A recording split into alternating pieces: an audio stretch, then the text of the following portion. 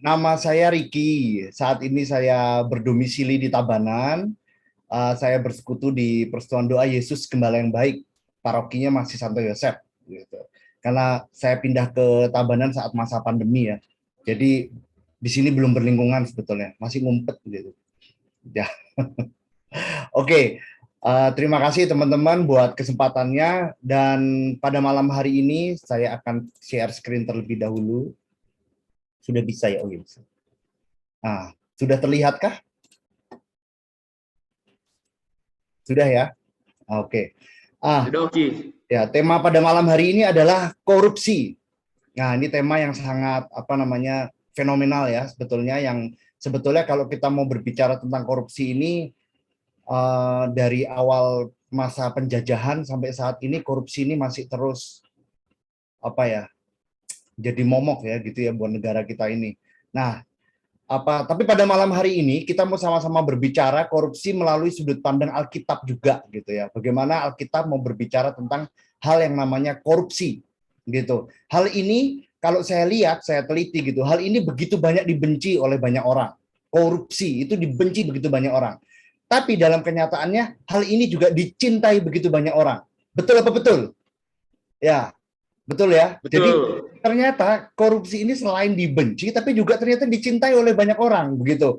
Tapi satu hal yang pasti bahwa tidak ada orang yang mau dibilang koruptor, gitu ya. Wah, korupsi ini begitu banyak, tapi begitu kamu koruptor ya, gitu. Tersinggung biasanya begitu ya. Jadi kalau dengar kata korupsi itu sudah biasa, tapi kalau kita dicap sebagai koruptor itu suatu hal yang mengerikan, gitu. Padahal korupsi sendiri sebetulnya seringkali sudah dianggap menjadi budaya di dalam negara kita. Jadi kalau dibelah ini, darah kita ini mungkin ada DNA-nya korupsi gitu. Mungkin ya, mungkin gitu. Tapi saya yakin dan percaya yang ada di PD Kanisius malam hari ini nggak ada. Amin. Ya. Amin. Jadi seringkali saking ini sudah mendarah daging di dunia banyak orang begitu ya, di lingkungan, di di masyarakat di sekitar kita, seringkali bahkan orang tidak sadar bahwa apa yang dia lakukan ternyata adalah salah satu bagian dari tindakan koruptor, begitu ya. Jadi saking sudah terbiasa mungkin ya. Jadi mari bersama-sama kita mau lihat dulu apa itu arti dari korupsi yang saya coba simpulkan atau saya ambil dari beberapa sumber. Ya. Jadi kalau dari KBBI, itu Kamus Besar Bahasa Indonesia, korupsi itu artinya penyelewengan atau penyalahgunaan uang negara dalam kurung perusahaan dan sebagainya untuk keuntungan pribadi atau orang lain. Nah, ini juga di sini juga bisa korupsi waktu. Nah, penggunaan waktu dinas atau bekerja untuk urusan pribadi. Mengorupsi, menyelewengkan atau menggelapkan atau mencuri atau mengambil yang bukan menjadi hak uang, dalam kurung uang dan sebagainya. Ya, berarti di sini bukan tentang uang aja. Ini menurut Kamus Bahasa Indonesia ya. Lalu kalau saya browsing di Wikipedia, itu kata korupsi atau rasuah. Nah, rasuah ini bahasa Indonesia sebetulnya ya. Berasal dari bahasa Latin, corruptio, dari kata kerja corrumpere, susah ini. Ya, ini ya intinya itu ya, bisa kebaca kan, corrumpere, apa itu? Yang bermakna busuk, rusak, menggoyahkan, memutarbalikkan, menyogok. Nah, itu dia. Lalu juga ada menurut Undang-Undang Nomor 31 Undang-Undang Indonesia, korupsi adalah perbuatan melawan hukum dengan maksud memperkaya diri sendiri atau orang lain yang dapat merugikan keuangan atau perekonomian negara. Korupsi diklasifikasikan sebuah kejahatan bahkan dianggap sebagai extraordinary crime atau kejahatan yang luar biasa di Indonesia. Nah, ya kalau saya lihat ini extraordinary crime, ini disamakan dengan ini ya, teroris gitu. Kalau di Indonesia teroris itu juga extraordinary crime. Artinya dianggap kejahatan yang luar biasa Indonesia, maka itu bisa dihukum mati begitu. Tapi yang saya mengherankan kenapa di Indonesia koruptor tidak dihukum mati. Nah, ini agak bertentangan ya sebetulnya. Tapi kita mau sama-sama pelajari melalui sudut pandang Alkitab begitu. Dan mungkin ini begitu panjang ya, jadi ada dari KBBI, Wikipedia, atau dari Undang-Undang Indonesia sendiri, tapi bersama pada malam hari ini, kita mau simpulkan bahwa ini ya, korupsi itu adalah suatu keadaan di mana seorang mengambil atau mencuri sesuatu yang bukan menjadi haknya, dan karenanya telah merugikan orang lain. Nah, ini gambar kartunnya, ilustrasinya cukup bagus ya. Kalau kita bersama lihat, ini ada dana desa. Nah, bisa jadi ini kepala desa ini ya, yang digambarkan di sini ya. Dia makan kan apa ini, bebek atau ayam ini. Nah, ternyata rakyatnya atau orang kecil di bawahnya hanya kebagian tulangnya. Nah, inilah kalau aku lihat dari gambar ini sudah mewakili betul bahwa ya korupsi ini artinya mengambil atau mencuri sesuatu yang bukan haknya. Ya kan, ini kan dana desa, tentunya haknya warga desa. Lalu dia ambil untuk kepentingan pribadi dan hasilnya merugikan orang lain. Yang dirugikan siapa? Nah itu ya, orang kecil yang lagi nangkep tulangnya itu ya. Nah, kasihan sekali itu. Nah, namun kenyataannya kalau kita mau lihat bahwa begitu banyak orang yang mau berbicara mengenai korupsi dari sudut pandang Alkitab, gitu ya, menyatakan bahwa korupsi ini adalah dosa yang kekinian, gitu ya. Jadi korupsi ini hanya ada di masa kini. Mengapa?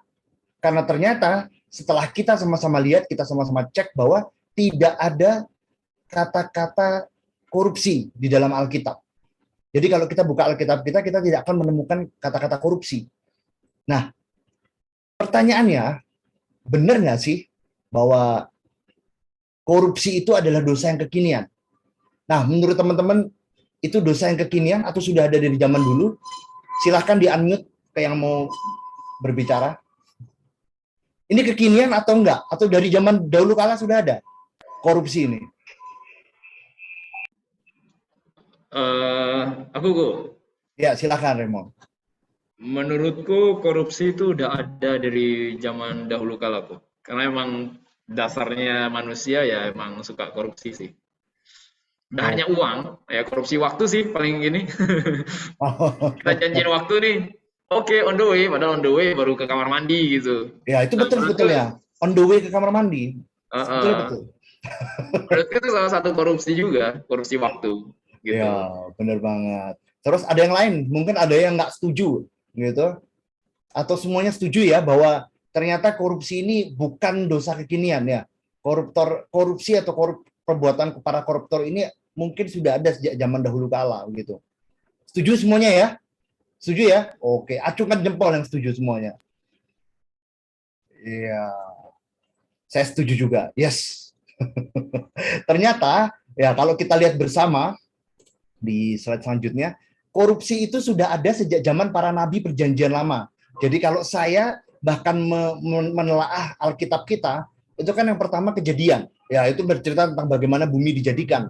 Ya kan, dan setelah itu kita lihat di ayat di bab di bacaan di Keluaran, itu ternyata sudah ada. Di Keluaran 23 ayat 8 dikatakan suap janganlah kau terima.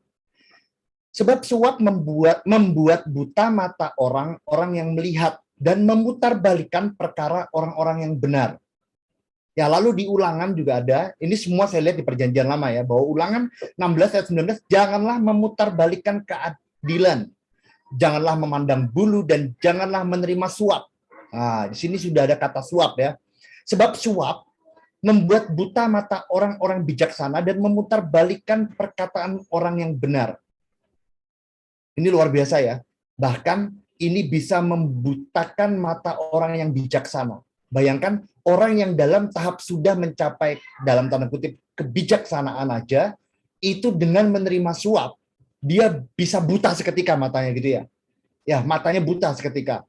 Nah, dilanjutkan di Ulangan 27 ayat 25, terkutuklah orang yang menerima suap untuk membunuh seseorang yang tidak bersalah. Dan seluruh bangsa itu harus berkata amin. Ya, bahkan di sini dikatakan terkutuklah orang yang menerima suap. Jadi ini mungkin dikatakan semacam itu ya, apa, pembunuh bayaran. Ya, orang yang menerima suap untuk membunuh seseorang yang tidak bersalah. Ini kan, dan kita semua harus mengatakan amin bahwa orang ini harus dikutuk gitu ya, artinya tidak diterima. Nah, ternyata melalui hal ini kita bersama tahu bahwa ternyata hal korupsi itu sudah ada bahkan sejak zaman para nabi di perjanjian lama. Nah, di sini ada juga yang saya mau ajak kita bahas bersama-sama, yaitu dari Mika 3 ayat yang ke-5 sampai ke-7. Nah, ini mungkin ada teman yang bisa membacakan, mungkin saya minta tolong Nela, mungkin Nela silakan. Oke, bacain ya.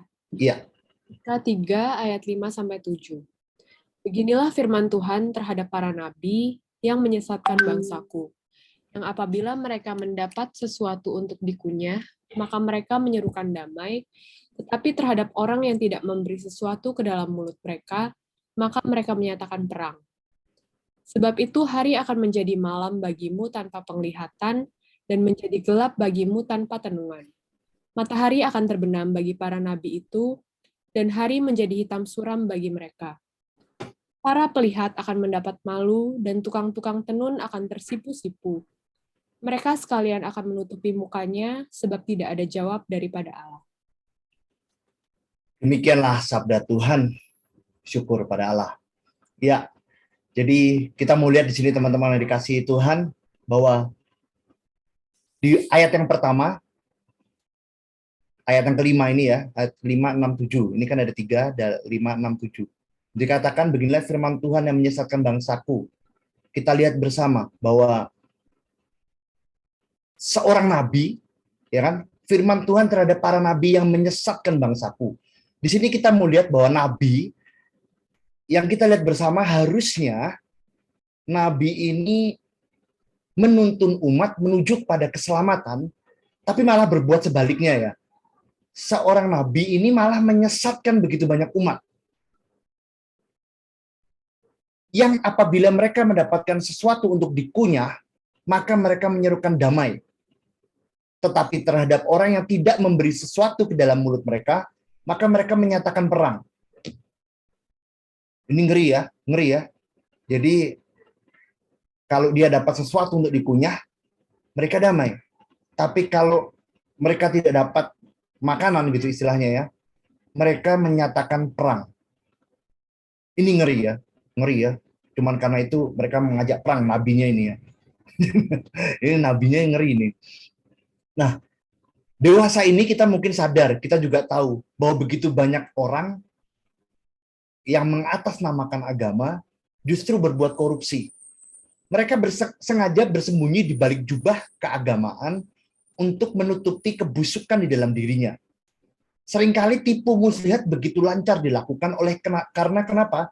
Biasanya seorang nabi itu memiliki pengikut yang cukup banyak.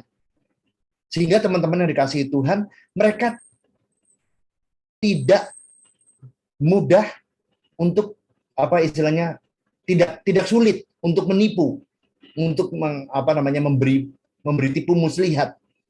Nah, di ayat selanjutnya tertulis bahwa yang apabila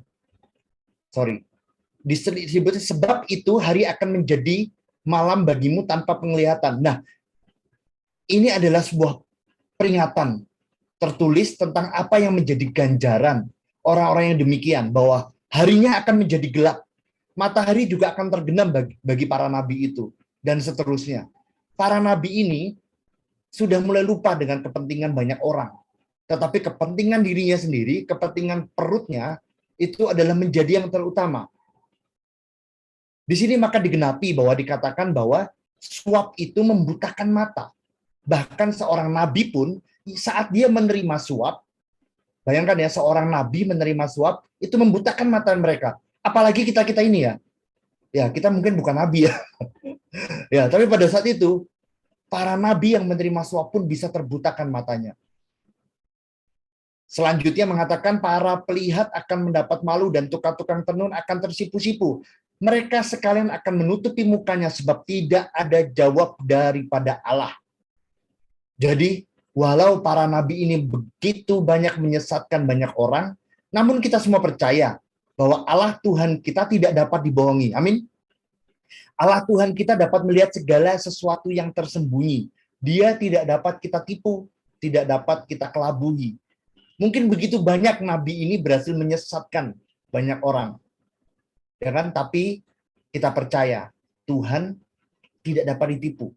Walaupun pada akhirnya mereka minta maaf, mereka berseru-seru pada Tuhan, namun dikatakan ya pada ayat yang terakhir itu, tidak ada jawaban daripada Allah. Teman-teman yang dikasihi Tuhan, kita semua tahu bahwa sekarang-sekarang ini mungkin kita lihat saat kita mencari orang yang jujur itu kayaknya susah banget gitu ya. Kita mencari orang yang jujur itu susah. Orang jujur menjadi sangat langka. Jujurnya dalam banyak hal. Hal yang besar maupun hal yang kecil. Celakanya, begitu banyak orang sudah merasa bahwa ketidakjujuran ini adalah suatu bagian yang tidak terpisahkan dari kehidupan. Ketidakjujuran ini dianggap sebagai suatu trik untuk dapat bertahan hidup. Banyak orang merasa kalau Anda jujur, Anda nggak akan berhasil. Kalau Anda jujur, Anda akan gagal. Kalau Anda jujur, itu Anda bodoh. Anda terlalu polos, jangan terlalu polos lah gitu ya. Akhirnya apa? Mereka terjebak dalam ketidakjujuran atas nama agar aku bisa hidup, agar aku bisa makan dan seterusnya. Kalau Anda jujur, Anda akan tertinggal. Anda akan ketinggalan dari banyak orang. Nah, kalau bisa saya sedikit analogikan ya, bahwa nah ini, ketidakjujuran ini seperti pohon, teman-teman. Nah, kita lihat pohonnya ini kering ya. Nah, pohonnya kering, nggak ada daunnya, udah kayak mau mati, gitu ya. Nah, pohon ini membuahkan banyak hal-hal yang buruk. Seperti yang saya tulis, pohon ketidakjujuran ini menghasilkan buahnya apa? Kepalsuan, kemunafikan, kebohongan, pencurian, perselingkuhan, korupsi, dan segala macam yang buruk. Teman-teman yang dikasihi Tuhan, bila pohon ketidakjujuran ini kita tanam dalam hati kita, dalam jiwa kita, dalam pikiran kita, maka saat kita ada kesempatan untuk berbuat korupsi, maka hal ini akan langsung kita lakukan. Karena apa? Karena bibitnya sudah ada dalam hati kita. Ketidakjujuran ini. Jadi korupsi ini kita mulai karena apa? Karena ada bibit-bibit ketidakjujuran dalam hati kita. Bibit ini tumbuh menjadi pohon dan berbuah, tentunya buahnya tidak baik. Buahnya seperti yang kita lihat, kepalsuan, kemunafikan, kebohongan, perselingkuhan, penipuan, pencurian, korupsi. Ya, teman-teman kita tahu bahwa bahasan pada malam hari ini adalah korupsi.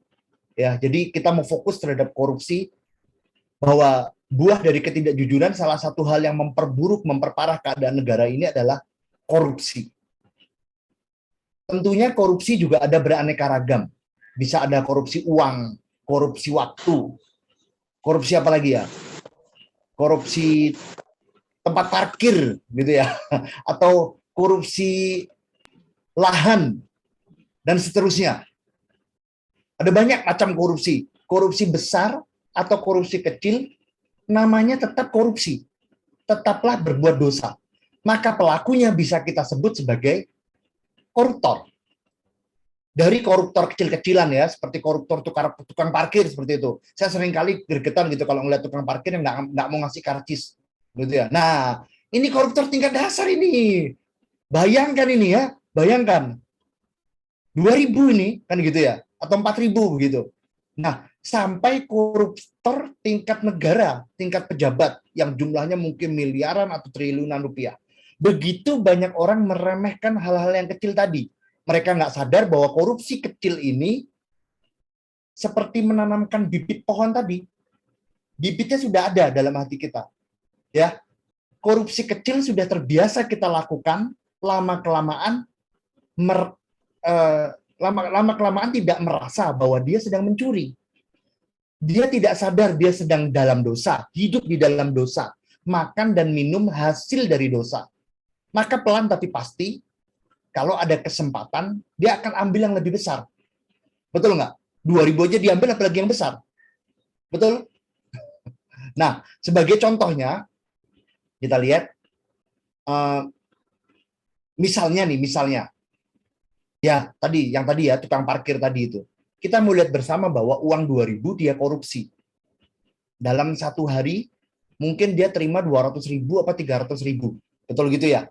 Karena kan hampir semuanya tidak dia beri karcis dan dia nyetor, kita tidak tahu berapa, tidak ada bukti pembayaran yang sah. Nah, anggaplah paling kecil lah 10.000 dia korupsi. Mungkin dia nggak korupsi besar-besar, anggaplah 10.000. Nah, maka kalau ada kesempatan 100 juta, dia akan ambil atau enggak? Pasti diambil ya. Ya, karena apa? 10.000 aja dia ambil, apalagi 100 juta. Nah, ini kebalikan dengan mungkin para koruptor yang sudah terbiasa mungkin korupsinya miliaran rupiah. Mungkin justru kalau cuma 100 juta, dia akan sumbangkan untuk gereja. Nah, kita tahu bahwa ada beberapa koruptor di Jakarta yang tertangkap, ternyata dia adalah tukang donatur ya, rajin memberikan donatur terhadap gereja.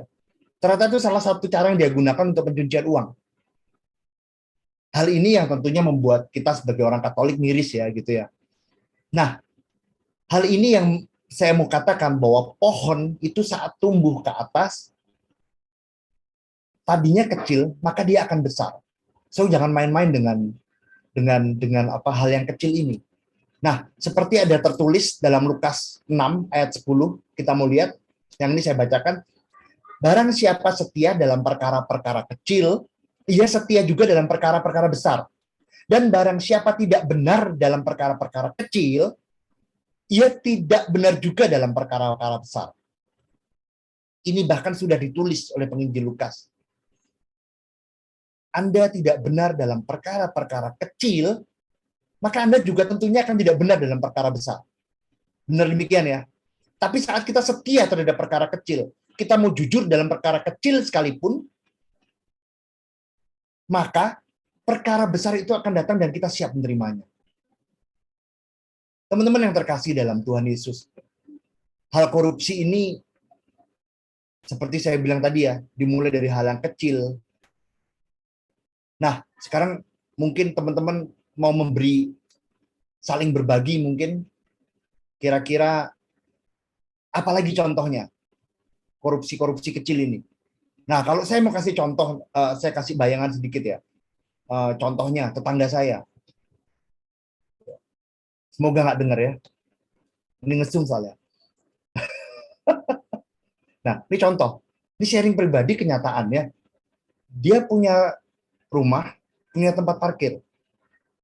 Tapi mobilnya tiap hari diparkir di pinggir jalan depan rumahnya. Ini sudah koruptor nggak?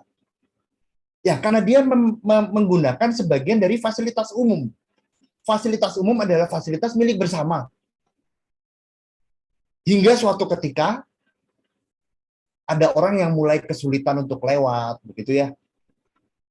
Mulai terganggu, gitu.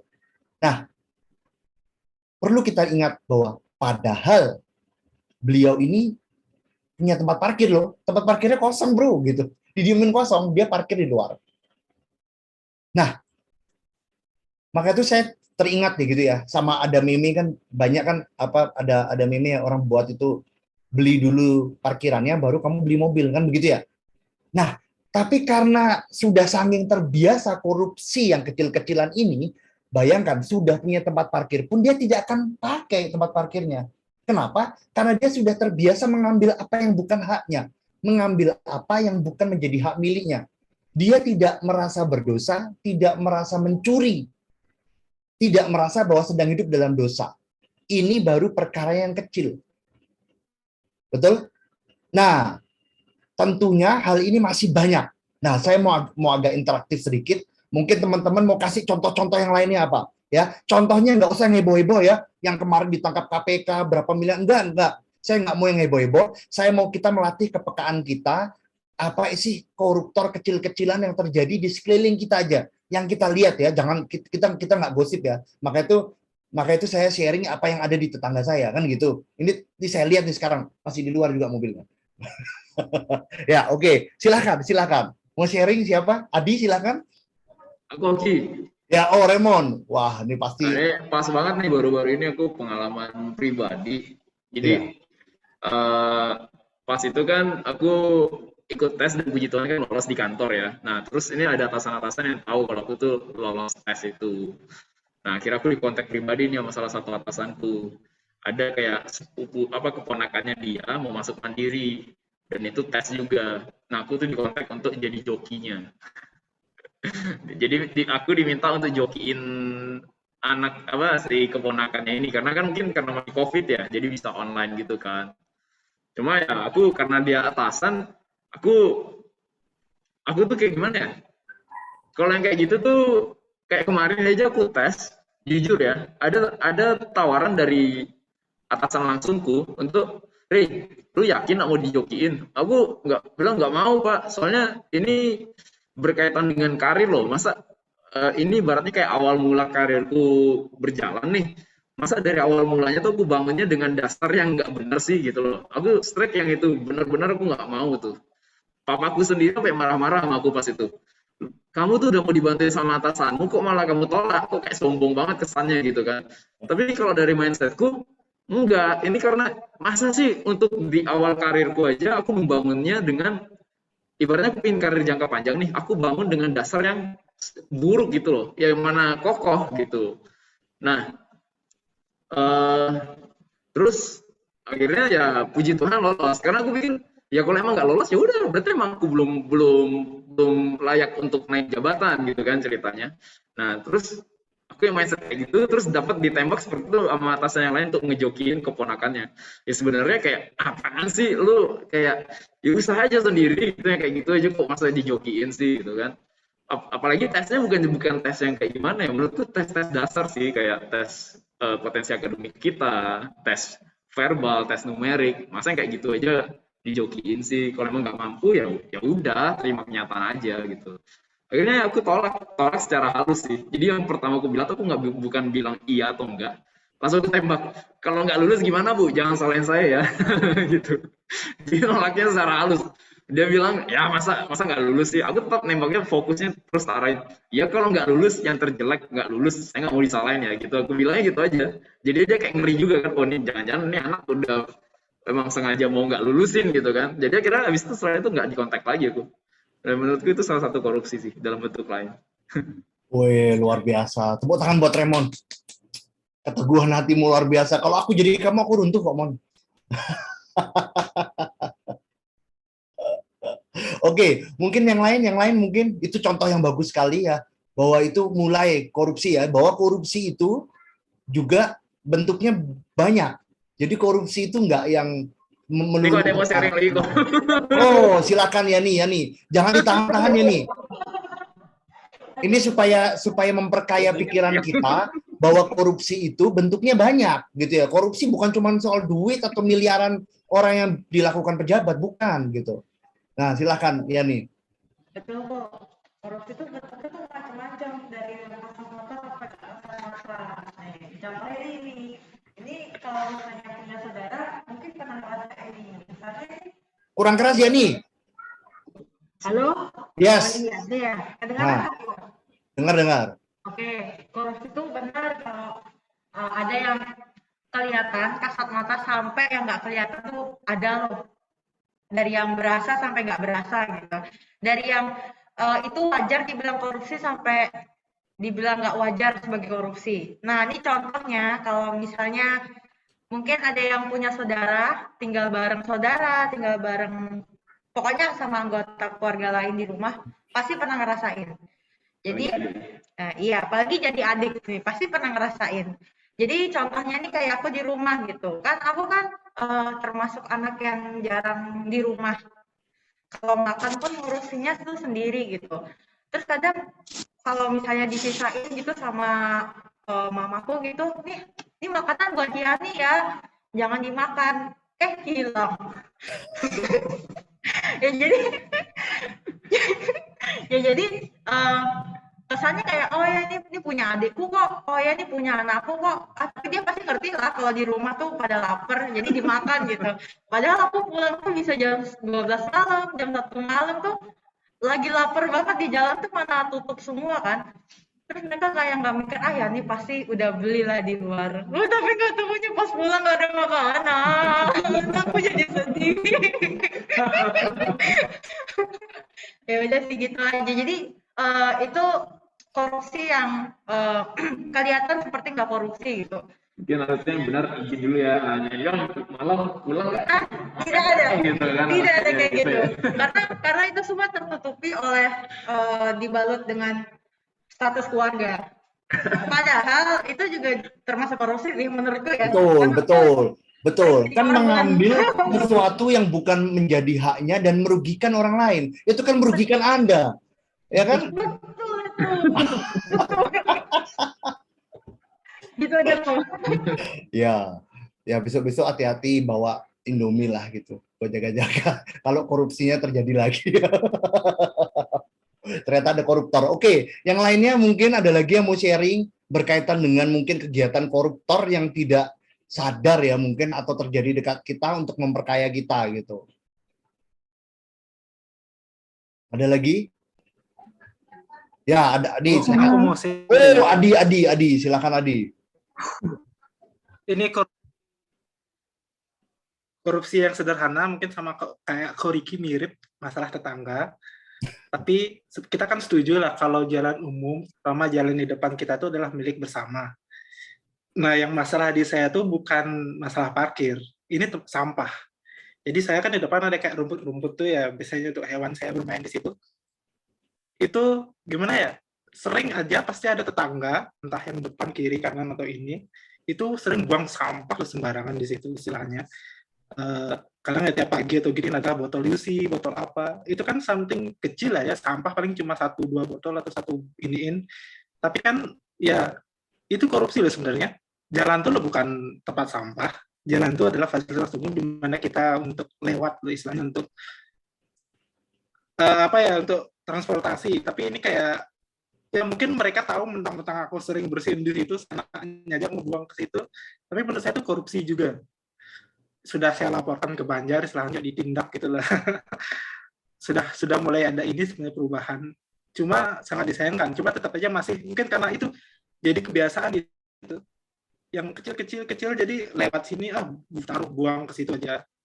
Ya udah jadi kebiasaan walaupun sudah diperingatkan, tapi memang sih secara ini sudah menurun, nggak sesering dulu, tapi at least tapi itu karena udah kebiasaan ya masih susah hilang mereka melakukan itu. Itu kan korupsi sebenarnya juga. Iya. Ya, demikian. Sederhana tapi korupsi sebenarnya. Thank you, Adi. Ya, memang ya, itu korupsi. Membuang sampah di tempat sampah orang lain. Atau sembarangan. Oke, ada lagi? Ya. Oke. Ya, Bro Emmanuel. Ya, baik. Sering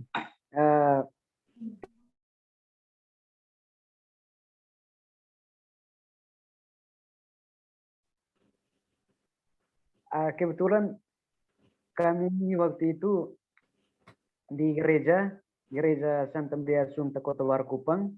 Di sana saya tinggal di pastoran. Lalu waktu itu untuk buat karcis untuk orang-orang parkir untuk wilayah dari satu wilayah yang harus jaga parkiran. Jadi waktu itu ada teman-teman yang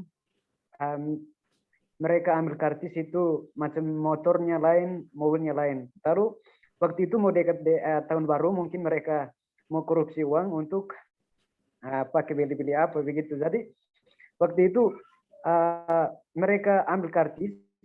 Orang yang kasih karcis ini tidak tulis bilang kamu ambil sekian. Mereka cuma ambil, tapi ada yang ambil sampai 100 karcis begitu, seperti mobil. Kalau kita kalikan 100 kali 2.000 ya 200.000.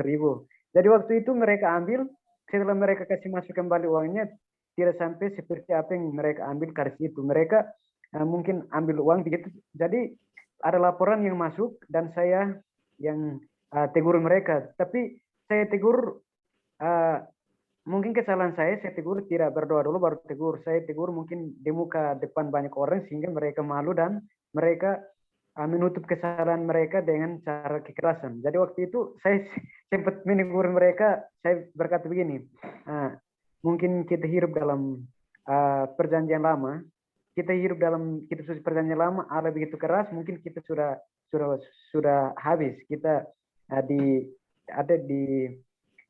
dimusnahkan begitu. Tapi puji Tuhan kalau Tuhan Yesus ini punya kasih yang masih begitu besar untuk masih memberikan kita pertobatan. Jadi waktu itu mereka tidak sempat terima baik, akhirnya kami terjadi kerusuhan yang berkelahi. Waktu itu saya memang sudah ikut bergabung dalam persekutuan doa pembaruan roh karismatik, tapi saya punya untuk kesabaran diri belum jadi kami sempat berkelahi hanya untuk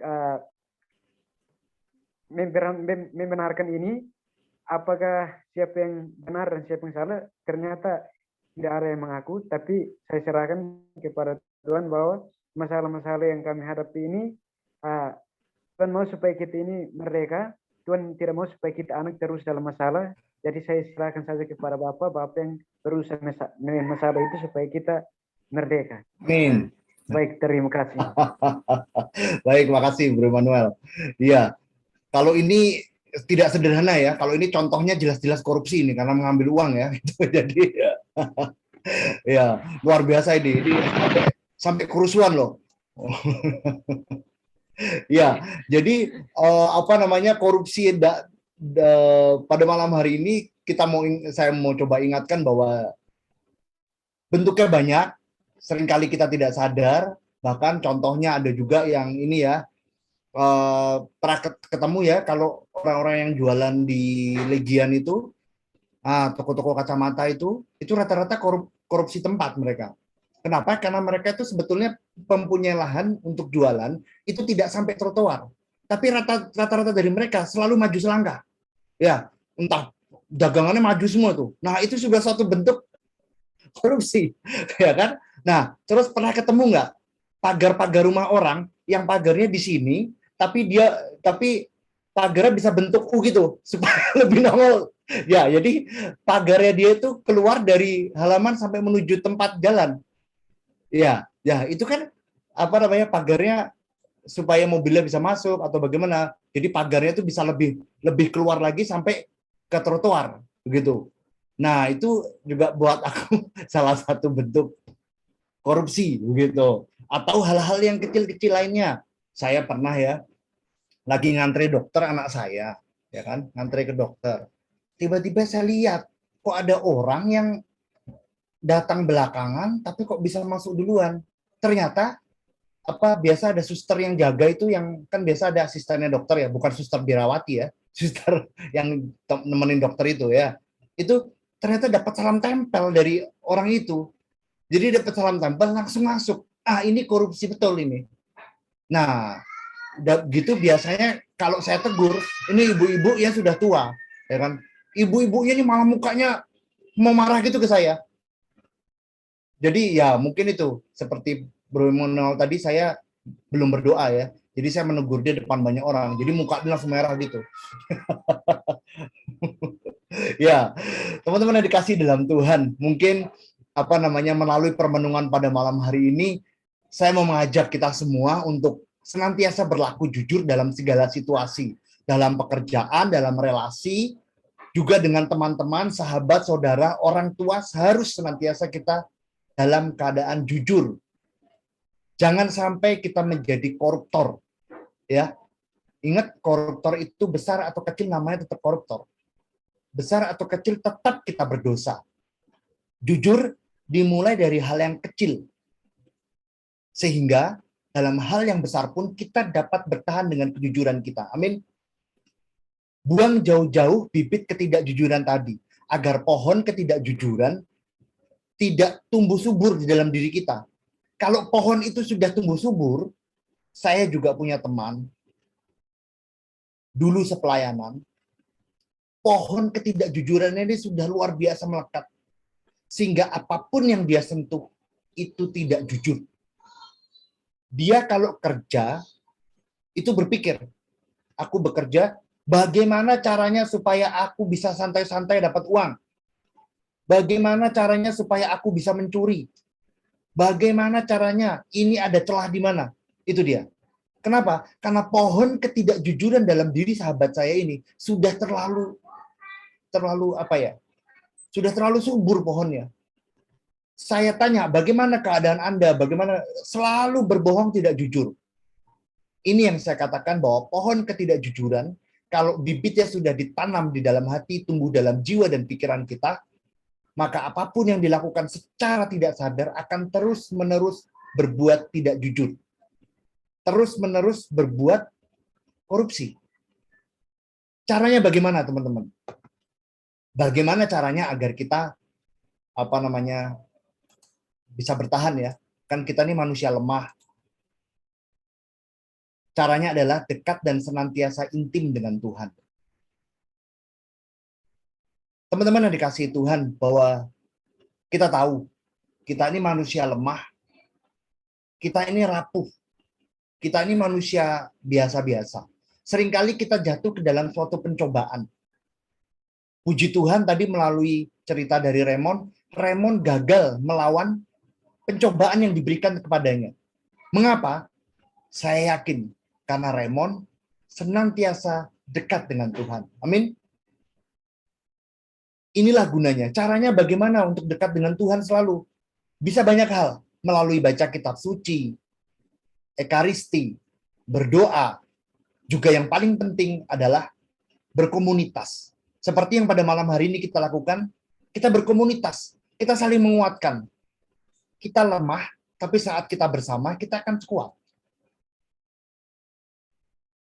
Berkomunitas juga adalah salah satu usaha kita, effort kita, agar kita dapat senantiasa intim dengan Tuhan Yesus. Ingat, kita dituntut bukan hanya dekat dengan Tuhan, tapi kita juga intim. Intim itu levelnya di atas dekat ya. Kita mau dengar firman Tuhan, kita mau baca firman Tuhan setiap hari, kita mau bergumul erat dengan Tuhan. Buat saya secara pribadi, berkomunitas ini merupakan yang paling penting. Paling penting. Mengapa? Karena saya sudah alami. Seringkali kita lemah saat kita sendiri. Saat saya mulai kendor pelayanan, mulai doa-doa saya kendor juga, ya kan? Doa saya kendor juga, baca firman kendor juga, gitu. Puji Tuhan pada malam hari ini saya juga diizinkan untuk membawa renungan di PD Canisius di sini. Ini pun juga memberi kesempatan saya untuk terus mengasah diri saya, agar saya tidak lupa untuk terus baca firman Tuhan. Untuk saya tidak lupa untuk terus dekat dan intim dengan Tuhan. Amin. Siap untuk dekat dan intim selalu dengan Tuhan? Yang siap, angkat jempolnya dua-duanya. Luar biasa. Baik, mungkin sekian dari saya. Terima kasih banyak. Tuhan Yesus memberkati kita semua. Amin. Amin. Tepuk tangan dulu dong untuk Koriki. Baik, kita mau membuka sesi untuk siapa mungkin yang mau sharing gitu ya, ada yang mau sharing pengalamannya terkait dengan korupsi, atau ada yang mau bertanya mungkin ke Koriki. Satu orang dipersilahkan kalau ada, monggo. Halo, selamat malam. Malam, brother.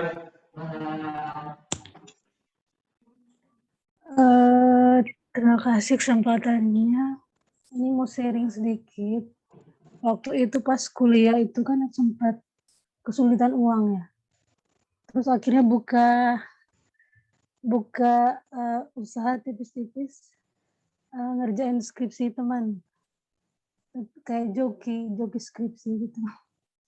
Tapi imbalannya pasti dapat uangnya. Dapat uang dari ngerjain skripsi teman. Kemudian efek sampingnya adalah pasti temannya jadi malas. Akhirnya semua kerjaan skripsinya itu kasih ke kita. Tapi untungnya kita pasti dapat imbalan berupa uang kan. Nah ini aku mau tanya, kira-kira itu termasuk kolusi atau gimana ya? Karena memang posisinya kan kita butuh duit ya. Tapi di satu sisi kita merugikan orang lain. Karena teman kita itu jadinya malas, terus tidak mau berusaha, Tapi di sisi lain memang kita melakukan itu dengan cara intinya terpaksa. Karena kita memang sedang dalam kondisi krisis keuangan atau finansial kayak gitu. Gimana? Saya ingin bertanya ke Ricky tentang itu. Makasih. Cukup kompleks pertanyaannya. Silakan Ko Riki. Ya, berarti diminta tolong kerjain skripsinya, begitu ya? Ya, Lalu dapat imbalan dana, begitu. ya. Ya, kalau saya pikir ini bukan korupsi sebetulnya, tapi tergolong dalam apa namanya tindak kejahatan. Kejahatan. Jadi begini ya. Artinya kenapa? Sebagai contoh ya, sebagai contohnya ini, kalau kita sudah tahu itu tidak baik, lalu kita jual, ya kita jual. Contohnya orang jual narkoba, itu baik atau enggak? Enggak. Nah, yang sis lakukan ini mungkin semacam itu ya, gitu. Itu tidak baik buat yang kita jual. Tapi gimana ya? Saya butuh uang loh. Saya kepepet, saya banyak ini, saya banyak itu. Tapi jadi mungkin itu bukan tindak korupsi sih, bukan. Tapi itu kejahatan murni. tapi memang itu tergolong kejahatan ringan lah ya, karena kan itu tidak sampai apa namanya istilahnya itu sampai merenggut nyawa atau bahkan merusak atau merenggut masa depan seseorang. Kan gitu ya, kita lihat juga, kita bisa melalui akal sehat. Kalau koruptor itu kan jelas itu merenggut masa depan seseorang begitu banyak, kan begitu ya. Kenapa negara kita nggak maju-maju? Kenapa contohnya Papua? Ya kan, kemarin saya dengar sharing dari saudara saya baru dari Papua. Nah, Papua itu kenapa kok nggak maju-maju? Bersekolah saja susah di sana. Kenapa? Karena ternyata apa namanya koruptor di negara di sana itu gubernur ya bupati itu sangat merajalela. Mereka suka rakyatnya menjadi bodoh. Karena kalau bodoh, mereka akan korupsi dengan lebih mudah. Lalu kenapa sinyal itu susah di sana? Karena mereka mau bangun BTS untuk sinyal-sinyal itu birokrasinya begitu panjang, begitu susah. Akhirnya apa? Kalau nggak ada uang banyak, nggak bisa bangun BTS. Akhirnya sinyal di sana jelek. Kalau sinyal di sana jelek, mereka korupsi, nggak ada yang foto-foto, nggak bisa viralin. Kalau kita kan di kota-kota besar, korupsi dikit viral, mencuri viral. Kalau di sana mau viral susah, sinyal aja nggak ada. Kan begitu kan? Nah, mereka sengaja mengkondisikan itu supaya mereka benar-benar tertinggal sehingga mereka bisa korupsi dan itu menghancurkan kehidupan mereka. Nah, tapi yang sis lakukan barusan itu sebetulnya tidak menghancurkan kehidupan apa secara langsung kan ya? Bukan begitu. Jadi saya pikir itu ya masih ya Tuhan mengerti lah ya. tapi memang itu tidak kategorinya tidak korupsi, tapi memang tidak nah kecuali orang itu tadi kalau jual narkoba, nah itu kan kadang orang bisa mati kecanduan, mencuri, membunuh, itu kan efeknya panjang sekali. Tapi kalau Anda membantu teman untuk mengerjakan skripsinya, kan hidupnya nggak langsung hancur kan, enggak kan, hancurnya nantilah gitu. Masih banyak proses lain gitu, masih banyak proses yang akan dihadapi selain daripada skripsi itu. So jangan terlalu merasa berdosa, enggak kok. Oke, makasih Kak. Yeah. Oke, thank you Ko Riki, thank you Redem untuk pertanyaannya. Clear ya? Sip. Oke,